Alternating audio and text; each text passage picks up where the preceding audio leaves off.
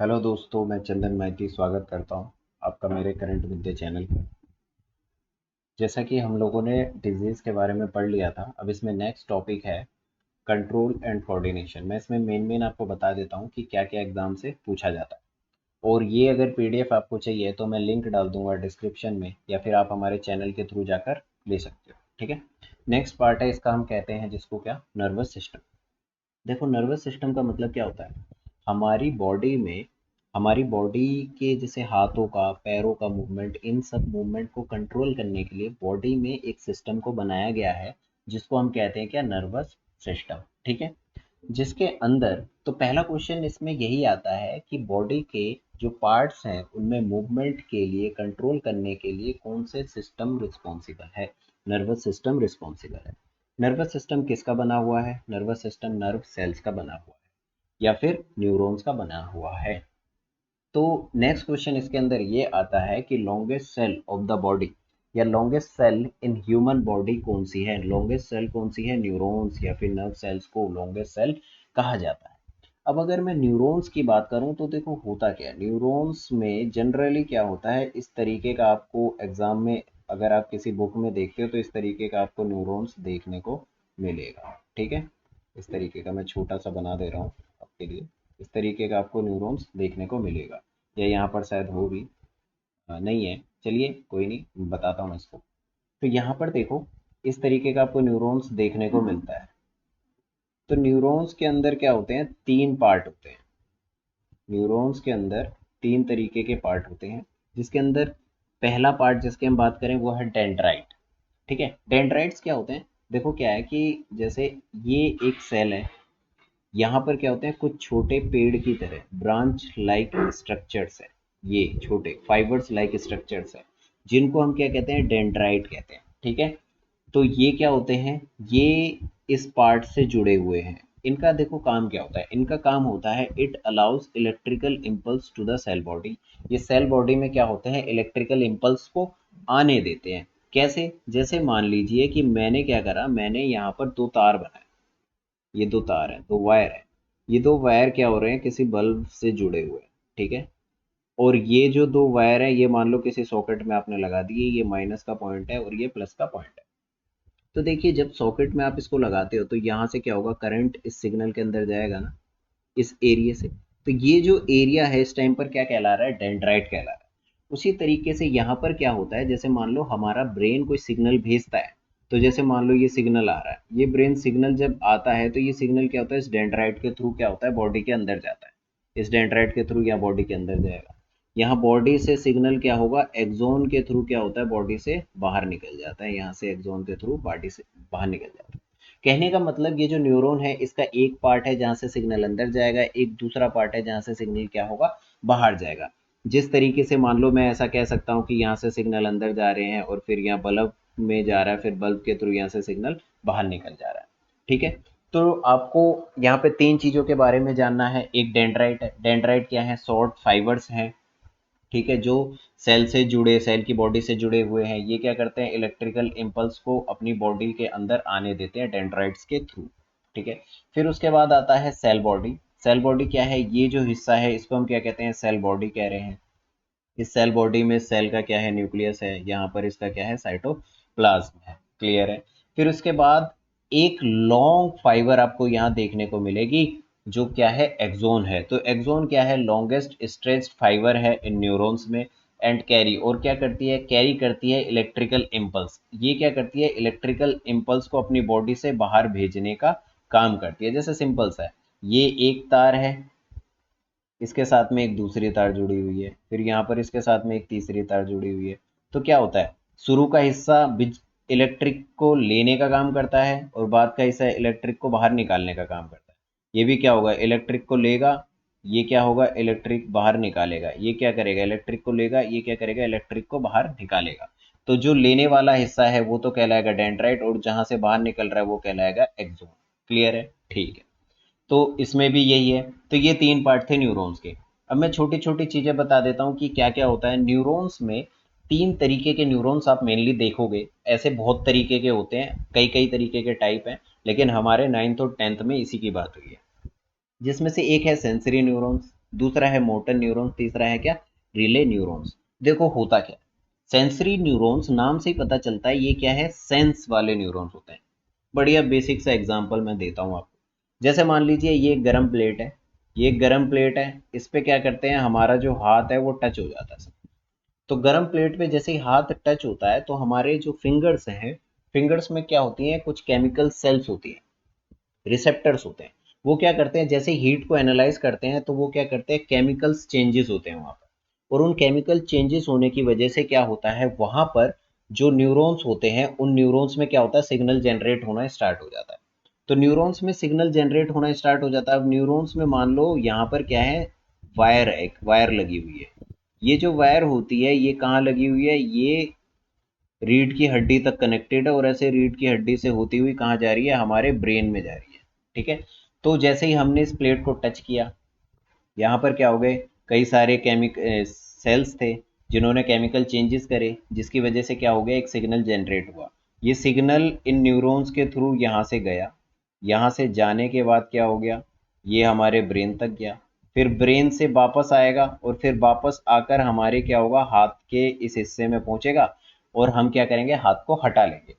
देखो, तो यहाँ से यहाँ तक का काम जो है, मतलब ऐसी न्यूरॉन्स जो क्या करती है, उस चीज को सेंस करती है, जो हमें बताती है कि हमने गर्म प्लेट को टच कर लिया, वो सारे न्यूरॉन्स जिसके थ्रू सिग्नल आता है, उन न्यूरॉन्स को हम क्या कहेंगे, सेंसरी न्यूरॉन्स, जो क्या करती हैं, एनवायरनमेंट को सेंस करती हैं। ठीक है। इन्वायरमेंट को सेंस करके सिग्नल को कहाँ भेजती है, ब्रेन में भेजेगी या फिर हमारे स्पाइनल कोड में भेजेगी। जैसे मान लो एक राज्य है, एक राज्य में यहाँ पर क्या है, कुछ लोग हमने बिठा दिए जो क्या करते हैं, बताते हैं कि भाई बाहर क्या हो रहा है। अब जैसे ये बंदे हैं, ये बैठे हुए हैं, तो ये देखते हैं कि बाहर आक्रमण होने वाला है, फौज आ रही है, तो जल्दी से भाग कर जाएंगे, किसको बताएंगे, राजा को बताएंगे। और जैसे ही राजा को बताएंगे, राजा आदेश देगा, राजा क्या करेगा, यहाँ से सेना भेजेगा अपनी, ठीक है, जो क्या करेंगे, इससे लड़ेंगी। तो ये जो बंदे थे जिन्होंने राजा को बताया, ये तो है सेंसरी न्यूरॉन्स, जिन्होंने क्या करा, सिग्नल को सेंस करा, सेंस करके हमारे ब्रेन या सेंट्रल नर्वस सिस्टम में भेजा। और सेंट्रल नर्वस सिस्टम यहाँ पर कौन है, राजा, जो क्या करेगा, डिसीजन लेगा कि हमें क्या करना चाहिए। ठीक है। फिर उसके बाद, तो ये जो डिसीजन लेने के बाद क्या होगा, ये डिसीजन लेने के बाद राजा क्या करेगा, सिग्नल देगा और अपने क्या करेगा, सैनिक भेजेगा इससे लड़ने के लिए। तो सैनिक भेजे गए, तो ये क्या है, रिएक्शन। आपको गर्मी लगी, आपने गर्म प्लेट को टच करा, आपको गर्मी लगी, फिर आपने क्या करा, अचानक से हाथ हटा लिया। तो हाथ हटाने के लिए ब्रेन ने क्या करा, एक सिग्नल भेजा कि भाई हमें हाथ को हटाना है। तो हमने जो हाथ को हटाया, तो उस टाइम पर जो सिग्नल वापस गया उसको हम क्या कहेंगे, उन न्यूरॉन्स को हम कहेंगे मोटर न्यूरॉन्स, जिसके थ्रू गया। जैसे मान लो कि यहाँ पर, एक मिनट, जैसे मान लो यहाँ पर क्या था, यहाँ पर हाथ था, ठीक है, यहाँ से हाथ से हमने टच करा, टच करके यहाँ पर ये ब्रेन और स्पाइनल कोड वाला हिस्सा है, और यहाँ से ये सिग्नल वापस आ गया। जैसे यहाँ से सिग्नल गया, तो ये जो एरिया है, ये एरिया कहलाएगा सेंसरी न्यूरॉन्स वाला। इन न्यूरॉन्स ने क्या करा, सिग्नल को सेंस करा, और सिग्नल को कहाँ भेज दिया, स्पाइनल कॉर्ड और ब्रेन में। ठीक है। ब्रेन और स्पाइनल कोड यहाँ पर डिसीजन लेते हैं हमें क्या करना चाहिए। तो ब्रेन और स्पाइनल कोड ने डिसीजन लेकर सिग्नल को कहाँ भेज दिया, मसल्स में भेज दिया। मसल्स ने क्या करा, क्रैम्प करा, मसल्स क्या करेगी, एक्टिवेट हो जाएगी, और मसल्स एक्टिवेट जैसे ही होगी, मसल्स में मूवमेंट आएगा, और वो हाथ को क्या कर लेगी, हटा लेगी वहां से। तो ये जो एरिया है जिसने क्या करा, हाथ को हटाने का काम करा, ये तो कहलाएंगी मोटर न्यूरॉन्स। ये जो एरिया है जिसने सिग्नल पहुंचाने का काम करा या सेंस करा, इसको हम कहेंगे सेंसरी न्यूरॉन्स। अब यहाँ पर ये जो न्यूरॉन्स हैं जिन्होंने क्या करा, इन सेंसरी न्यूरॉन्स और मोटर न्यूरॉन्स को आपस में लिंक करा, ये कहलाएंगी क्या, ये कहलाएंगी रिले न्यूरॉन्स। क्लियर है, तीन तरीके की न्यूरॉन्स होती है। तो सेंसरी न्यूरॉन्स में transmit impulse from sensory cells to CNS, मतलब central nervous system. Central nervous system थोड़ी देर बाद बताऊंगा क्या होता है। ठीक है। ऐसे न्यूरॉन्स जो सिग्नल को, जो क्या करते हैं, सेंसरी सेल्स के सिग्नल्स को सेंट्रल नर्वस तक पहुंचाते हैं। फिर सेंट्रल नर्वस सिस्टम से जो भी कमांड आता है वो मसल सेल्स तक जिन न्यूरॉन्स के थ्रू जाता है वो मोटर न्यूरॉन्स कहलाती है। और ऐसे न्यूरॉन्स जो सेंसरी न्यूरॉन्स और मोटर न्यूरॉन्स को कनेक्ट करते हैं वो क्या कहलाते हैं, रिले न्यूरॉन्स कहलाते हैं। ठीक है। अब इसके बाद देखते हैं नर्वस सिस्टम में क्या क्या पार्ट होते हैं। नर्वस सिस्टम में दो तरीके के पार्ट होते हैं। एक होता है सेंट्रल नर्वस सिस्टम जिसको हम कहते हैं सीएनएस, एक होता है पेरिफेरल नर्वस सिस्टम जिसको हम कहते हैं पीएनएस। कहने का मतलब, मान लो मैंने एक आदमी बनाया इस तरीके से, ये कोई आदमी है, ठीक है। तो यहाँ पर क्या होता है, इसका ब्रेन, तो आदमी के पास क्या है, एक तो ब्रेन है और एक उसकी रीढ़ की हड्डी है, स्पाइनल कॉर्ड है, ठीक है। तो इन दो एरिए में जो न्यूरॉन्स रहते हैं वो क्या है, मेन न्यूरॉन्स है, वो सारी चीज़ों को कंट्रोल करने का काम करते हैं, इसलिए उनको कहा जाता है सेंटर का, सेंट्रल नर्वस सिस्टम। ठीक है। तो सेंट्रल नर्वस सिस्टम में क्या आता है, ब्रेन आता है और क्या आता है, स्पाइनल कॉर्ड आता है। इनको छोड़कर बॉडी के दूसरे हिस्सों में जो न्यूरॉन्स है, जैसे हाथ में हो गए, पैर में हो गए, बैक में हो गए, पेट में, कहीं पर भी जो दूसरे न्यूरॉन्स हैं उनको हम क्या कह देंगे, बाउंड्री के न्यूरॉन्स, मतलब पेरीफेरी में जो रहने वाले न्यूरॉन्स है, पेरीफेरल नर्वस सिस्टम, या फिर इसको हम क्या कह देते हैं, पीएनएस। क्लियर है दोनों नर्वस सिस्टम? ठीक है। तो पीएनएस में विसरल नर्व्स हो गई, इंटरनल नर्व्स होती हैं, कुछ क्रेनियल नर्व्स होती हैं, ये एग्जाम्पल है, इतना आपको नहीं जानना है कि ये क्या क्या होती हैं। ठीक है, नीचे चलते हैं। अब इसके अंदर नेक्स्ट आता है जिसको हम कहते हैं कि रिफ्लेक्स एक्शन। रिफ्लेक्स एक्शन क्या होता है? देखो, ये कुछ ऐसे एक्शन होते हैं जिनमें हमारे दिमाग पे इतना टाइम नहीं होता कि हमारा दिमाग सोचे और फिर रिएक्शन को दे, क्योंकि अगर हम इतना टाइम लगाएंगे तो काफ़ी क्या हो जाएगी, देरी हो जाएगी। तो कुछ सिस्टम हमारी बॉडी के ऐसे हैं जो ऑटोमेटिकली क्या करते हैं, काम करते हैं या रिस्पॉन्स करते हैं। तो ऐसे जितने भी एक्शन होते हैं उनको हम क्या कहते हैं, रिफ्लेक्स एक्शन कहते हैं, जो खुद ब खुद होते हैं। जैसे मान लो ब्लिंकिंग ऑफ आइज, आंखों का झपकना, अगर मैं आपकी तरफ कुछ फेंकता हूं, आप अपनी आंखों को खुद ही झपका लेते हो बिना कुछ सोचे, तो ये भी क्या है, रिफ्लेक्स एक्शन है। खांसना, ठीक है, स्नीजिंग करना, जैसे ही स्नीजिंग करते हैं तो हमारी आंख बंद हो जाती है, ठीक है। तो ये भी क्या है, रिफ्लेक्स एक्शन है।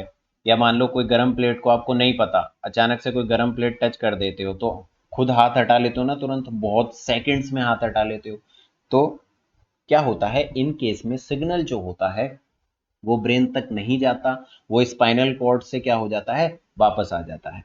ठीक है। इसके बाद एक होता है जिसको हम कहते हैं रिफ्लेक्स आर्क। रिफ्लेक्स आर्क क्या होता है, ये जो रिफ्लेक्स एक्शन है, ये जो हम क्या कर रहे हैं, गर्म प्लेट को टच करा, अचानक से हाथ हटा लिया, या फिर छींक आई तो हमने क्या कर ली, आंख बंद कर ली, ठीक है, किसी ने हमारी तरफ कुछ फेंका तो आंखें झपका ली।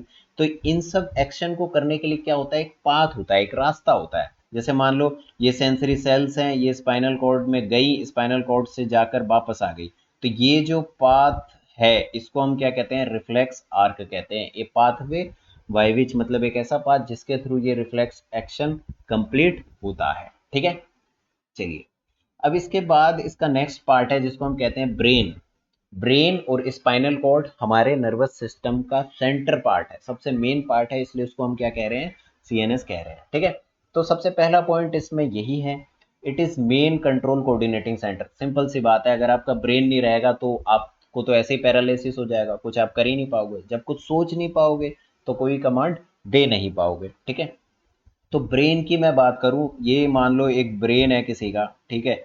तो ब्रेन जो होता है, ब्रेन के ऊपर अगर आप देखोगे तो यहाँ पर क्या होता है, हमारी एक ब्रेन के ऊपर एक बहुत हार्ड कैविटी, मतलब एक बोन है बहुत हार्ड, जो क्या करती है, हमारे ब्रेन को कवर करती है, बचाती है किसी भी चीज़ से, किसी भी डैमेज से, बोनी बॉक्स। इसको हम क्या कहते हैं, क्रेनियम कहते हैं, इसको हम क्या कहते हैं, क्रेनियम कहते हैं। ठीक है। ये जो ब्रेन है, तीन तरीके की मेम्ब्रेन से क्या हुआ होता है, घिरा हुआ होता है। मतलब ब्रेन होती है, ब्रेन के ऊपर छोटी छोटी दो तीन मेम्ब्रेन्स होती हैं, उसके ऊपर क्या होता है, बोनी, हड्डियों का एक बॉक्स होता है। तो ये जो तीन मेम्ब्रेन्स होती हैं इसको हम कहते हैं मेनिंग्स। ठीक है, ये क्वेश्चन भी आपको देखने को मिल सकता है। अब ये जो ब्रेन है, ब्रेन पूरा सॉलिड नहीं होता है, इसके अंदर जगह होती है, उस जगह में क्या होता है, एक फ्लूइड भरा हुआ होता है, तरल पदार्थ से वो ब्रेन भरा हुआ होता है, जिसको हम क्या कहते हैं, सेरेब्रो स्पाइनल फ्लूइड, या फिर शॉर्ट में ये सीएसएफ में भी आपको देखने को मिल सकता है। ठीक है। तो तीन चीजें हो गई, एक बोन का नाम पूछ सकता है, एक ये मेम्ब्रेन्स है इनका नाम पूछ सकता है, या ब्रेन या स्पाइनल कॉर्ड में पाए जाने वाला जो फ्लूइड है उसको हम क्या कहते हैं, उसको हम कहते हैं सेरेब्रो स्पाइनल फ्लूइड या फिर सीएसएफ। ठीक है। अब बात करते हैं ब्रेन की। ब्रेन जो है हमारा तीन हिस्से में डिवाइडेड है। एक को हम कहते हैं फोर ब्रेन, एक को हम कहते हैं मिड ब्रेन, एक को हम कहते हैं हिंड ब्रेन। जैसे मान लो ये मैंने बनाया ब्रेन, बड़ा बेकार सा बन गया है, चलो कोई नहीं। तो यहाँ पर ये जो हिस्सा है, ये जो हिस्सा है, ये पूरा हिस्सा फोर ब्रेन का होता है। मतलब ऐसे रहेगा आपका पूरा हिस्सा, ये फोर ब्रेन का रहेगा, ये पूरा हिस्सा फोर ब्रेन रहता है, ये पूरा हिस्सा क्या है, फोर ब्रेन है, ठीक है। फिर उसके बाद यहाँ पर आपको मिड ब्रेन देखने को मिलेगा, बीच में यहाँ कहीं मिड ब्रेन बहुत छोटा सा हिस्सा होता है। फिर यहाँ पर आपको क्या करेगा, हिंड ब्रेन दिखाई देने को मिलेगा। सिंपल सा है, फोर ब्रेन सामने का जो आपको दिखाई दे रहा है, मिड ब्रेन बीच में कहीं, हिंड ब्रेन एकदम पीछे, ठीक है। चलिए अब इसमें हम फोर ब्रेन को डिस्कस करते हैं। फोर ब्रेन क्या होता है, मेनली कंसिफोन ब्रेन, मेनली इसके अंदर सेरेब्रम होता है, और भी इसके कई पार्ट हैं, लेकिन आपको डिटेल में नहीं जाना, मैं आपको एग्जाम पॉइंट ऑफ व्यू से बता रहा हूँ। इसके अंदर मेनली क्या होता है, सेरेब्रम होता है। ये सेरेब्रम जो होता है, क्वेश्चन देखो इसमें क्या आता है। सबसे पहली बात, क्वेश्चन आ सकता है ब्रेन के कितने हिस्से हैं, fore brain, mid brain, hind brain, ठीक है। सेरेब्रम कौन से ब्रेन का हिस्सा है, फोर ब्रेन का हिस्सा है। सेरेब्रम का काम क्या होता है, responsible, cerebrum is responsible for thinking, learning, reasoning, intelligence.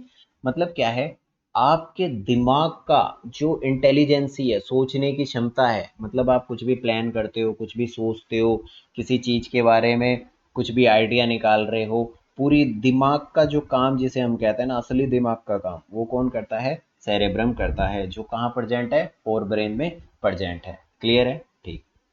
इसके बाद नेक्स्ट आता है जिसको हम कहते हैं मिड ब्रेन। मिड ब्रेन एक बहुत छोटा सा हिस्सा है। एक्चुअल में क्या होता है, इंसान का फोर ब्रेन बहुत ज़्यादा बड़ा है। क्यों, क्योंकि बहुत पुराने टाइम से इंसान क्या कर रहा है, अपने दिमाग को यूज़ करता आ रहा है। तो कोई भी जीव, एनिमल, अपने दिमाग के जिस हिस्से को ज़्यादा यूज़ करता आएगा, उसका दिमाग उसी तरीके से क्या होगा, विकसित होता रहेगा। तो इसलिए हमारे ब्रेन का फोर ब्रेन वाला हिस्सा बहुत ज़्यादा बड़ा है, क्योंकि हमने अपने दिमाग को काम में लगाया है, ठीक है। उसी तरीके से मिड ब्रेन, मिड ब्रेन जो है बहुत छोटा सा हिस्सा है, बहुत ज़्यादा डेवलप्ड नहीं है, बिल्कुल छोटा सा है। ये क्या करता है, ये कुछ जो रिस्पॉन्स होते हैं उनको कंट्रोल करता है, क्या, मिड ब्रेन। जैसे अभी हमने रिफ्लेक्स आर्क पढ़ा ना, तो जैसे मान लो कोई आपकी तरफ कुछ फेंकता है तो आंखें अपने आप बंद हो जाती है। या मान लो कोई आपको आवाज़ देता है तो आप ऑटोमेटिकली मुड़ के देख लेते हो, गर्दन को मोड़ते हो, तो वो नेक का रिस्पॉन्स, हेड का रिस्पॉन्स। तो जितना भी देखने का या फिर सुनने का जो भी रिस्पॉन्स होता है, ठीक है, देखने सुनने का जो भी काम होता है, उसको कौन करता है, मिड ब्रेन करता है, ठीक है। इसके बाद लास्ट पार्ट है जिसको हम कहते हैं क्या, हिंड ब्रेन। हिंड ब्रेन में भी मेनली तीन पार्ट हैं। एक का नाम है पोन्स, एक का नाम है सेरेबेलम, एक का नाम क्या है, मेड्यूला, ठीक है। तो पहला क्वेश्चन जो इम्पोर्टेंट है इसमें ये आता है कि रेस्पिरेशन को कौन रेगुलेट करता है। तो रेस्पिरेशन को कौन रेगुलेट करता है, पोन्स रेगुलेट करता है, ठीक है। फिर उसके बाद नेक्स्ट आता है कि हमारी बॉडी के पोस्चर को या फिर बॉडी के बैलेंस को कौन कंट्रोल करता है। बॉडी के बैलेंस को बॉडी में दो पार्ट कंट्रोल करते हैं, एक हमारे ईयर, कान, और एक हमारा क्या है, सेरेबेलम करता है कंट्रोल, ठीक है। तो कैसे करोगे, देखो एक्चुअल में क्या होता है, जो हमारे ईयर्स होते हैं, ईयर्स में कुछ न्यूरॉन्स होते हैं जो हमारे हिंड ब्रेन के इस सेरेबेलम पार्ट के साथ कंट्रोल्ड में होते हैं। तो जैसे ही हम अपनी बॉडी के पोस्चर को चेंज करते हैं, उस तरीके से ब्रेन का ये जो सेरेबेलम वाला हिस्सा होता है हमारी बॉडी के पोस्चर को मेंटेन करता है। तो इसके अंदर क्वेश्चन यही आता है कि ब्रेन का ऐसा कौन सा पार्ट है जो बॉडी के पोस्चर और बैलेंस के लिए रिस्पॉन्सिबल है, कौन सा है, सेरेबेलम है, ठीक है। उसके बाद लास्ट पार्ट है मेड्यूला। ये बहुत ज़्यादा इंपॉर्टेंट है, इसके अंदर बहुत सारे क्वेश्चन आते हैं। जैसे पहला क्वेश्चन क्या है कि जैसे ब्रीदिंग हो गया, ब्लड प्रेशर हो गया, या हमारे हार्ट बीट, या आप किसी खाने को देखते हो तो सलाइवा निकलता है, इन सब चीज़ों को कौन कंट्रोल करता है, मेड्यूला कंट्रोल करता है। या ये क्वेश्चन भी आ जाता है कि जो स्पाइनल कॉर्ड है जो हमारे ब्रेन से जुड़ी हुई है, तो ये स्पाइनल कॉर्ड ब्रेन के किस हिस्से से जुड़ी हुई है।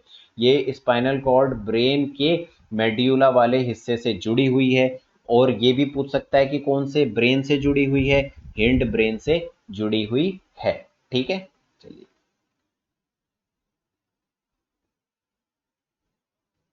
चलिए अब इसके अंदर नेक्स्ट चैप्टर हम देखते हैं। नेक्स्ट चैप्टर जो है जिसको हम कह रहे हैं क्या, हॉर्मोन्स का, ठीक है। तो क्या होता है, कंट्रोल एंड कोऑर्डिनेशन में दो तरीके के काम होते हैं।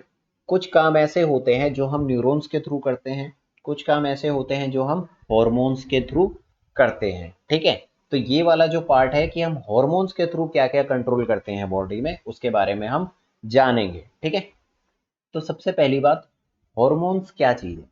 देखो, हॉर्मोन्स क्या होते हैं, हमारी बॉडी में रिलीज होने वाले कुछ बहुत छोटी अमाउंट में पाए जाने वाले केमिकल सब्सटेंस होते हैं, जो हमारी बॉडी में क्या करते हैं, कंट्रोल एंड कोऑर्डिनेशन या किसी चीज को चेंज करने का काम करते हैं। ठीक है, ठीक।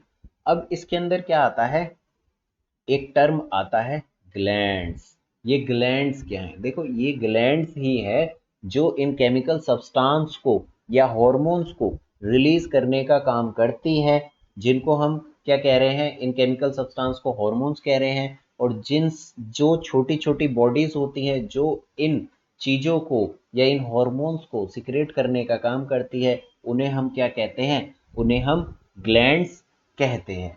क्लियर है, ठीक। अब इसके अंदर हमने ग्लैंड्स की बात करी, तो इसके अंदर बहुत इंपॉर्टेंट है जो एग्जाम में आता है, ग्लैंड्स के टाइप्स। एक टाइप होता है जिसको हम कहते हैं एंडोक्राइन ग्लैंड, एक होता है जिसको हम कहते हैं एक्सोक्राइन ग्लैंड, एक होता है जिसको हम क्या कहते हैं, हेट्रोक्राइन ग्लैंड्स कहते हैं। ठीक है, तो एंडोक्राइन ग्लैंड, एंडो का मतलब होता है अंदर। ठीक है, तो क्या होगा, ऐसा कोई सा भी ग्लैंड जो अपने केमिकल्स या जो अपने हॉर्मोन्स हैं उनको डायरेक्ट ब्लड में सिक्रीट करे, अंदर ब्लड के अंदर सिक्रीट करे, उनको हम क्या कहेंगे, एंडोक्राइन ग्लैंड्स। एंडो का मतलब है अंदर, मतलब कोई सा भी केमिकल सब्सटेंस अगर ब्लड के अंदर जाता है सीधा, तो उन ग्लैंड्स को हम क्या कहेंगे, एंडोक्राइन ग्लैंड्स कहेंगे। तो इसका मतलब, अगर वो सीधा ब्लड में जा रहा है, मान लो जैसे ये मैंने कोई ग्लैंड बनाया, इसका जो सिक्रीशन है सीधा ब्लड में जा रहा है, तो सीधा ब्लड में जा रहा है, इसका मतलब किसी खाली जगह में नहीं गिर रहा, तो इसलिए इसको हम डक्टलेस ग्लैंड भी कहेंगे। ठीक है, डक्टलेस ग्लैंड मतलब जो किसी खाली जगह में नहीं गिर रहे, जो डायरेक्ट कहाँ जा रहे हैं, ब्लड के अंदर जा रहे हैं। तो डक्टिलस ग्लैंड, तो ऐसे एंडोक्राइन ग्लैंड के एग्जांपल्स पूछ लेता है एग्जाम में कि इनमें से कौन सा एंडोक्राइन ग्लैंड है, तो आपको ये याद रखने हैं, थाइमस हो गया, थायराइड ग्लैंड हो गया, पिट्यूटरी ग्लैंड हो गया, हाइपोथैलेमस ग्लैंड हो गए। ये सारे क्या हैं, एंडोक्राइन ग्लैंड्स हैं, जिनका सिक्रेशन क्या होता है, बॉडी में ब्लड के अंदर जाता है। उसके बाद आता है एक्सोक्राइन ग्लैंड। जैसे एंडो का मतलब अंदर था, एक्सो का मतलब क्या है, बाहर है। कहने का मतलब ऐसे ग्लैंड्स जिनका केमिकल्स या जिनका जो हार्मोन निकल रहा है वो ब्लड में नहीं जाता डायरेक्ट, वो किसी खाली जगह में गिरता है, उसको हम क्या कहेंगे, एक्सोक्राइन ग्लैंड। एक्सो का मतलब एग्जिट, बाहर। ठीक है, तो ऐसे ग्लैंड जो किसी ब्लड के अंदर नहीं जाएंगे, जिनके केमिकल सिक्रेशन जो किसी खाली जगह मतलब डक्ट में गिरेंगे, तो उनको हम क्या कहेंगे, एक्सोक्राइन ग्लैंड कहेंगे, या फिर क्या कहेंगे, डक्ट ग्लैंड, मतलब जिन ग्लैंड के पास क्या है, डक्ट है। तो इसमें जैसे एक एग्जांपल हो गया सैलिब्री ग्लैंड।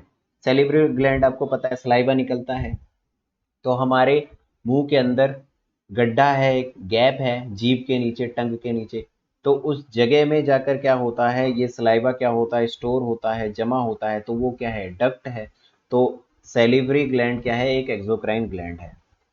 उसी तरीके से मेमरी ग्लैंड भी एक एक्सोक्राइन ग्लैंड है, स्वीट ग्लैंड भी क्या है, एक एक्सोक्राइन ग्लैंड है। अब जो मोस्ट इंपॉर्टेंट क्वेश्चन जो बार बार पूछते हैं वो है क्या, हेट्रोक्राइन ग्लैंड्स। हेट्रोक्राइन ग्लैंड्स का मतलब होता है कि जिसमें दोनों नेचर हो। हेट्रो का मतलब होता है अदर्स, मिक्स्ड, जिसमें एंडोक्राइंस की भी प्रॉपर्टी हो, एक्सोक्राइन की भी प्रॉपर्टी हो। मतलब ऐसे ग्लैंड जिनमें दोनों तरीके के फंक्शन पाए जाए। मतलब मान लो एक ग्लैंड है जो दो तीन तरीके के सिक्रेशन कर रहा है, दो तीन तरीके के अलग अलग केमिकल्स निकालता है, जिसमें से कुछ केमिकल्स तो चले जाते हैं ब्लड में, कुछ केमिकल्स तो चले जाते हैं कहाँ, डक्ट में, खाली जगह में। तो अब दोनों तरीके के फंक्शन है, तो इसलिए इसको एक अलग कैटेगरी में रख दिया गया है, जिसको हम हेटेरोक्लाइन ग्लैंड कहते हैं, या आप डुअल ग्लैंड्स भी कह सकते हो, दोनों ग्लैंड, या मिक्स्ड ग्लैंड भी कह सकते हो, दोनों तरीके की प्रॉपर्टी है, ठीक है। तो इसका एग्जाम्पल पूछता है, और जो फेमस एग्जाम्पल है इसका वो है क्या, पेंक्रियास। पेंक्रियास पे पूछता है कि ऐसा कौन सा ग्लैंड है, इनमें से कौन सा ग्लैंड है जो हेटेरोक्राइन ग्लैंड है, या इनमें से कौन सा ग्लैंड है जो एक मिक्स्ड ग्लैंड या फिर डुअल ग्लैंड है, तो पेंक्रियास है, ठीक है। पेंक्रियाज में कैसे होता है, पेंक्रियाज में आप देखोगे यहाँ से क्या निकलता है, इंसुलिन निकलता है, ठीक है। इंसुलिन जो होता है ये क्या करता है, ब्लड में शुगर के लेवल को कम करने का काम करता है। ये इंसुलिन डायरेक्ट कहाँ जाता है, ब्लड के अंदर चला जाता है, ठीक है। उसी तरीके से पेंक्रियाज में जब आप डाइजेशन पढ़ते हो तो यहाँ पर हम देखते हैं कि पेंक्रियाज से क्या होता है, इसका पेंक्रियाटिक जूस निकलता है, जिसमें कई तरीके के एंजाइम्स होते हैं जो खाने को डाइजेस्ट करने का काम करते हैं। तो ये एंजाइम्स कहाँ निकलते हैं, हमारे स्मॉल इंटेस्टाइन के अंदर जाते हैं, जो कोई ब्लड नहीं है, जो एक क्या है, गैप है, एक डक्ट है, गड्ढा है, ठीक है। तो इस तरीके से इसका एक नेचर तो ये बताता है कि ये एंडोक्राइन है, एक दूसरा नेचर ये बताता है कि ये एक्सोक्राइन है। तो इस तरीके से इसलिए पेंक्रियास को किस में रख दिया गया, हेटेरोक्राइन ग्लैंड्स में रख दिया गया। उसी तरीके से सेम लीवर भी इसी तरीके के फंक्शंस शो करता है। अब इसमें हम जो हमारी बुक में है, हम एंडोक्राइन ग्लैंड्स के बारे में पढ़ेंगे, ठीक है। तो इसके अंदर पहला जो ग्लैंड है उसको हम कहते हैं हाइपोथैलेमस। आपको क्या क्या याद रखना है मैं बस इसमें वो बताऊंगा। हाइपोथैलेमस क्या होता है, हाइपोथैलेमस क्या होता है, जैसे जो ब्रेन है ना, ब्रेन, ब्रेन में क्या होता है, हाइपोथैलेमस क्या होता है, सबसे ऊपर एक बॉडी है, एक ग्लैंड है, एंडोक्राइन ग्लैंड, जो क्या करता है, कुछ हॉर्मोन्स होते हैं उनको रिलीज करता है, जो आगे चलकर किसी दूसरे हॉर्मोन्स को रिलीज कराने का या बंद कराने का काम करेगी। या क्या होगा कि इस जगह से कुछ सिक्रेशन एक दूसरे ग्लैंड में जाता है, जिसको हम कहते हैं पिट्यूटरी ग्लैंड, ठीक है। तो हाइपोथैलेमस का काम होता है ये कुछ रिलीजिंग हॉर्मोन्स को या फिर रोकने वाले हॉर्मोन्स को क्या करता है, प्रोड्यूस करता है। जो पिट्यूटरी ग्लैंड एक दूसरा ग्लैंड है उनके हॉर्मोन्स को क्या करेगा, कंट्रोल करेगा, ठीक है। इसके बाद नेक्स्ट आता है जिसको हम कहते हैं क्या, पिट्यूटरी ग्लैंड। सबसे पहला क्वेश्चन इसमें यही बनता है कि मास्टर ग्लैंड किसे कहा जाता है, पिट्यूटरी ग्लैंड को मास्टर ग्लैंड कहा जाता है। क्यों मास्टर ग्लैंड कहा जाता है, अब ये बिल्कुल ऐसा है, एक स्कूल है, स्कूल में टीचर्स है, ठीक है। तो क्लास टीचर जो होता है वो क्या है, मास्टर होता है, मेन होता है। वो क्या करता है, पूरी क्लास को कंट्रोल करता है। उसी तरीके से पूरी बॉडी में जो हॉर्मोन्स होते हैं, ज्यादातर सारे हॉर्मोन्स को कंट्रोल करने का काम कौन करता है, पिट्यूटरी ग्लैंड करता है। इसलिए पिट्यूटरी ग्लैंड को मास्टर ग्लैंड भी कहा जाता है, ठीक है। ये कई तरीके के हार्मोन सिक्रीट करता है। अब इसमें से आप मेन एक हार्मोन आप पढ़ेंगे क्या, जिसको हम कहते हैं ग्रोथ हार्मोन। अच्छा, एक और क्वेश्चन, अब मान लीजिए एक स्कूल में टीचर है, तो टीचर को कौन कंट्रोल करता है, टीचर को कंट्रोल करता है प्रिंसिपल। तो टीचर का भी मास्टर कौन हो गया, प्रिंसिपल हो गया। तो हाइपोथैलेमस जो होता है पिट्यूटरी ग्लैंड को कंट्रोल करता है, इसलिए हाइपोथैलेमस को मास्टर ऑफ मास्टर ग्लैंड कहा जाता है, मास्टर का भी मास्टर, ठीक है। अब इसके अंदर बात करते हैं ग्रोथ हार्मोन की। देखो ग्रोथ हार्मोन नाम से पता चल रहा है ये हमारी बॉडी की ग्रोथ के लिए रिस्पॉन्सिबल है, कि कौन लंबा है, कौन छोटा है, कौन मीडियम है, ये सारा डिपेंड करता है किस पे, ग्रोथ हार्मोन पे करता है। तो ग्रोथ हार्मोन क्या है, responsible for the growth of the body, ठीक है। अब इस हार्मोन की कमी अगर हो जाए तो क्या होगा, हाइट नहीं बढ़ेगी। तो जब हाइट नहीं बढ़ेगी तो क्या हो जाएगा, बोनापन हो जाएगा। तो बोनेपन को हम क्या कह देंगे, ड्वार्फ। तो इस बीमारी को, इससे होने वाले जो बीमारी या डिजीज होगी, जिसको हम क्या कह देंगे, ड्वार्फिज्म कह देंगे, ठीक है। फिर उसके बाद अगर ऐसा भी तो हो सकता है किसी में हार्मोन बहुत ज़्यादा एक्सेसिव हो जाए, तो अगर किसी में बहुत ज़्यादा एक्सेसिव हो जाएगा तो उसको हम कह देंगे कि भाई बहुत लंबा है, जाइंट की तरह लंबा है। तो जाइंट की तरह लंबा है तो ये क्या हो जाएगा, जाइजेंटिज्म हो जाएगा, ठीक है। चलिए, अब इसके बाद नेक्स्ट है जिसको हम कह रहे हैं थायराइड ग्लैंड। थायराइड आपने सुना होगा।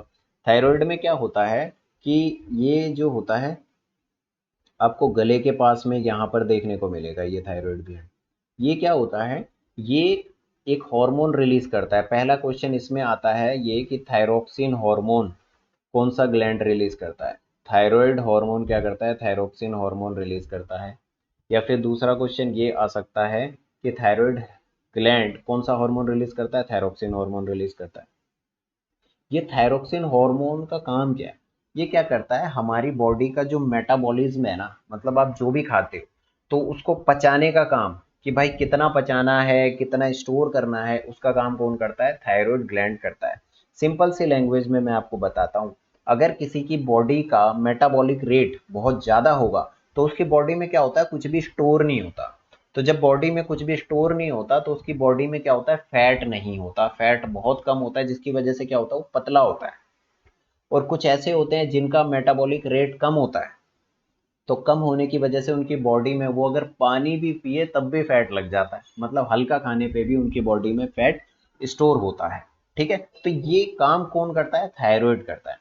अब इस थायरोक्सिन हार्मोन को बनाने के लिए आयोडीन की जरूरत होती है। तो नेक्स्ट क्वेश्चन इस पे यही आता है कि भाई थायराइड ग्लैंड या थायरोक्सिन हार्मोन में, या थायरोक्सिन हार्मोन को बनाने के लिए क्या जरूरी है।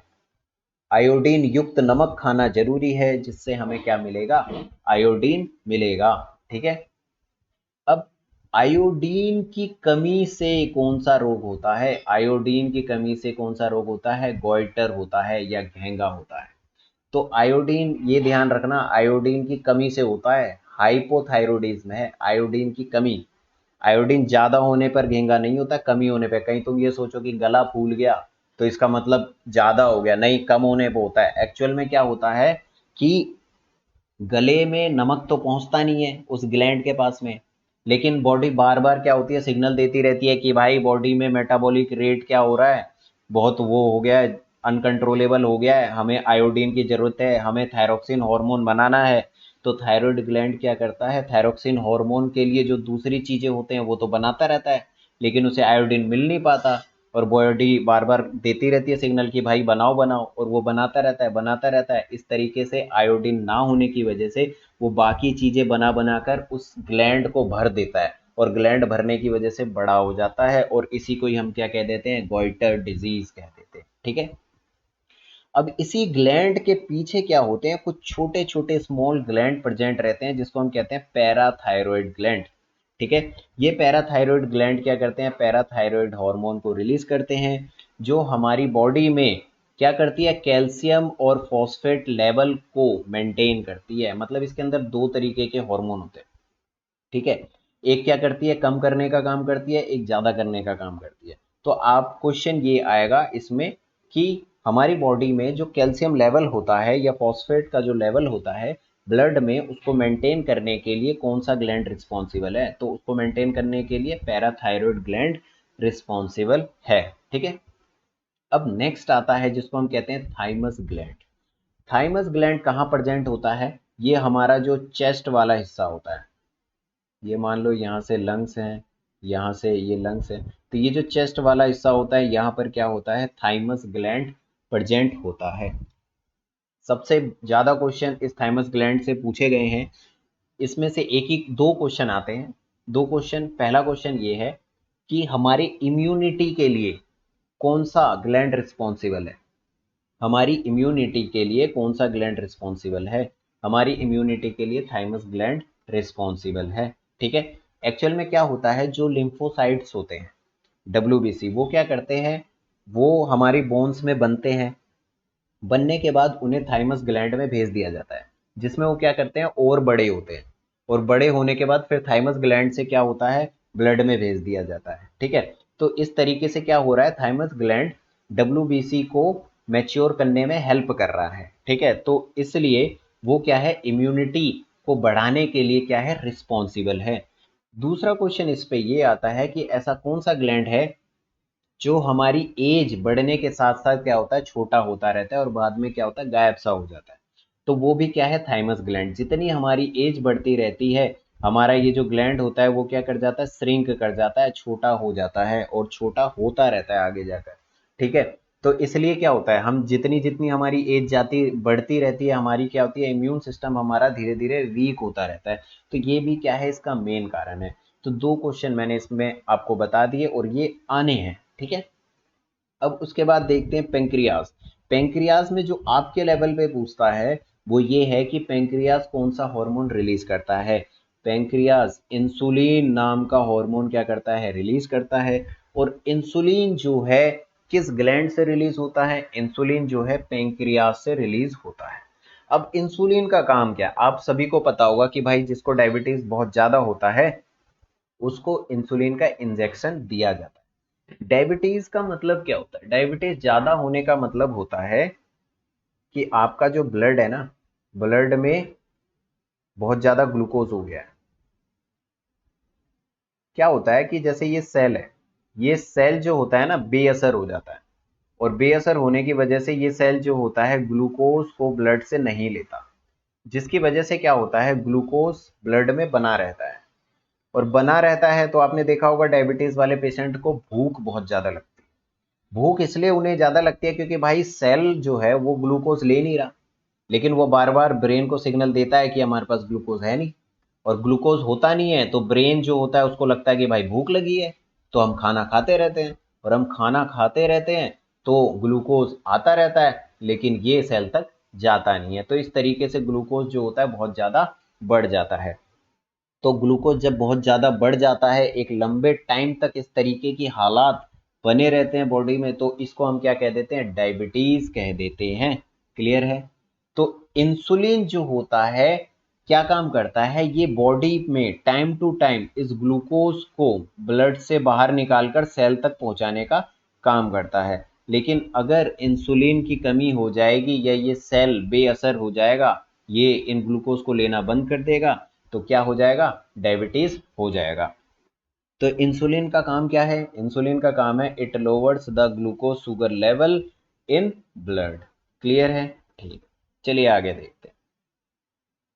इसके बाद नेक्स्ट ग्लैंड है जिसको हम कहते हैं एड्रेनल ग्लैंड्स, या फिर इसी को हम कहते हैं एमरजेंसी ग्लैंड। तो पहला क्वेश्चन यही आ जाता है कि एमरजेंसी ग्लैंड किन्हें कहा जाता है, एड्रेनल ग्लैंड को एमरजेंसी ग्लैंड कहा जाता है। ये एड्रेनल ग्लैंड कहाँ प्रेजेंट होते हैं, ये आपने किडनी देखी होगी, किडनी के ऊपर यहाँ पर क्या होते हैं, दोनों किडनी पे ग्लैंड प्रेजेंट रहते हैं, और इनको हम क्या कहते हैं, एड्रेनल ग्लैंड कहते हैं। ये एड्रेनल ग्लैंड करते क्या हैं, ये इमरजेंसी हार्मोन या फिर एड्रेनलिन हार्मोन क्या करते हैं, सिक्रीट करते हैं। तो इसका एक सिंपल सा एग्जांपल मैं आपको देता हूँ। जैसे मान लीजिए आप रास्ते में जा रहे हैं, आपके पीछे क्या हो गया, कुत्ता पड़ गया। जैसे ही कुत्ता आपके पीछे पड़ता है आप डर जाते हो, जैसे ही आप डर जाते हो तो आपकी बॉडी अलर्ट हो जाती है, और ये जो एड्रेनल ग्लैंड होता है ये उस टाइम पर क्या करता है, एड्रेनलिन हार्मोन रिलीज करता है। जैसे ही एड्रेनलिन हार्मोन रिलीज होता है, आपकी हार्ट बीट जो होती है वो बढ़ जाती है। आपकी हार्ट बीट जैसे ही बढ़ जाती है आप तेज सांस लेना स्टार्ट कर देते हो।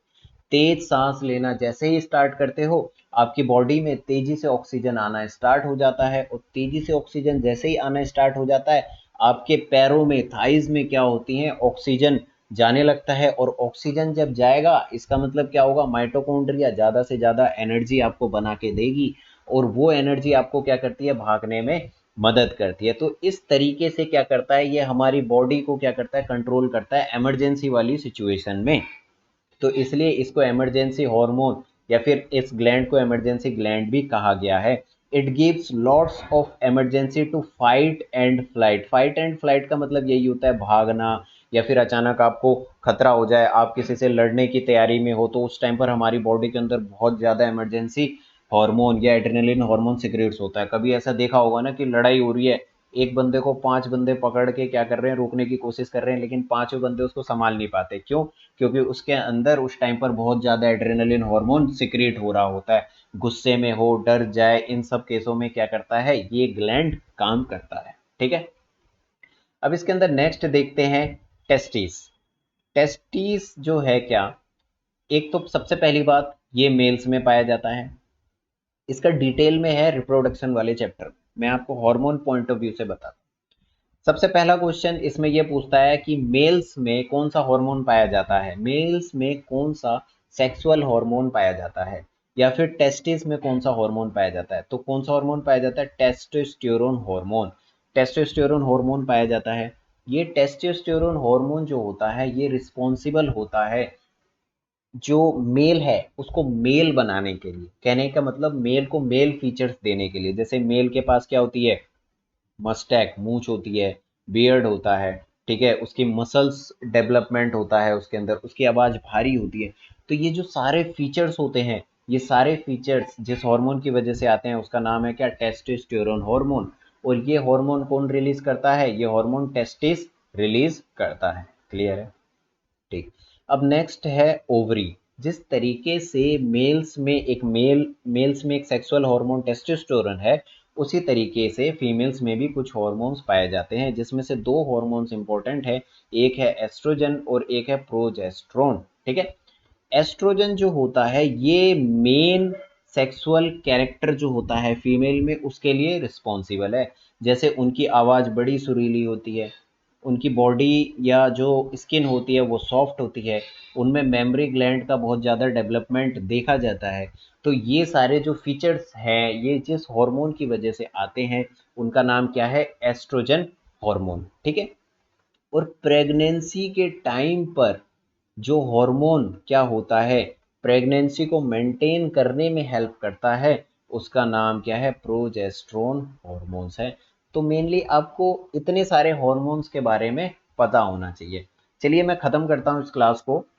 ठीक है, अगर आपको ये पीडीएफ्स वगैरह चाहिए होगी या फिर आपको एसएससी की तैयारी करनी है, आपको मेंटरशिप चाहिए, आपको नहीं पता चल रहा कि कैसे तैयारी करनी है, तो आप हमारे चैनल से जुड़ सकते हैं। लिंक आपको डिस्क्रिप्शन में मिल जाएगा। Thank you.